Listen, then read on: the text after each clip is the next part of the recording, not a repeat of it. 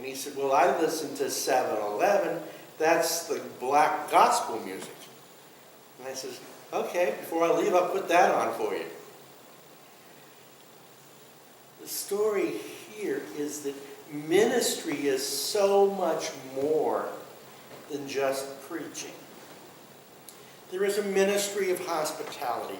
There's a ministry of music. There is a ministry of so many different things in the church. And every ministry is equally important with the others. And I've said this before, and I will say it again. The role of the pastor is no more important in the church than the role of the janitor. If you have a church with a dynamic preacher and the bathrooms are dirty, your visitors won't come back.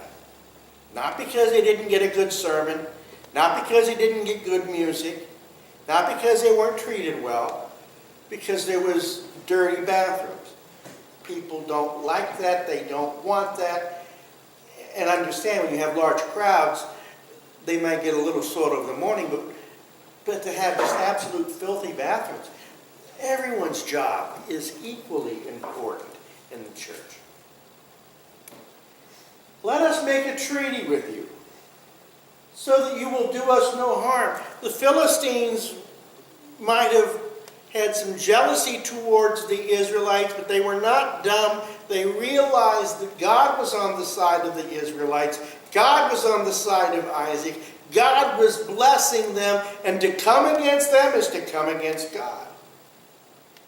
Why can't the Palestinians get that idea in their heads? To come against the Jews is to come against God. It'll never work. You're always going to be on the losing side. The Israelites should have never survived as a nation, and yet they have. They have been outnumbered by armies all over the place, and yet they continue to win. Although by this point in time, I wouldn't want to mess with the Israeli army. They're one of the best in the world. One of the reasons being they bought a lot of stuff from us. They have pumped billions and billions of dollars into the defense contractor business here in the United States, because they know where the best is. And when you have the money, you buy the best, and the best is here in the States. So part of the reason they are so good is because of the Americans and our willingness to sell various things to them. And now you are blessed by the Lord. Can we truly say that we are blessed by the Lord? I was talking about that evangelist that I met this morning in the cottage where I was working overnight. And when I went in last night, I said, "Hi, how are you doing?" He goes, "I am so blessed." And this morning when he came out after sleeping all night, I said, "How are you doing this morning?" "I'm so blessed." Is that how we feel? So blessed? You know, a lot of times we just look at all of our problems.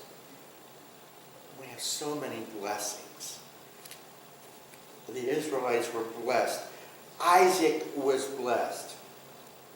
Now we go to the New Testament to close this all up. Romans 12:17. Do not repay anyone evil for evil. Be careful to do what is right in the eyes of everyone. If it is possible, as far as it depends on you, live at peace with everyone. In other words, live like Christ would live. Of course, we're human. We're going to fail. We're going to make mistakes. But allow the light of Christ to shine through us. And that's what I've got for you today. Do you have any questions, any comments? If not, we will be going next week to, surprise, surprise, last week Abraham, today Isaac. So what does that leave? Jacob. Jacob is on deck next week. Well, thank you for coming. And we will look at Jacob, the supplanter, next week.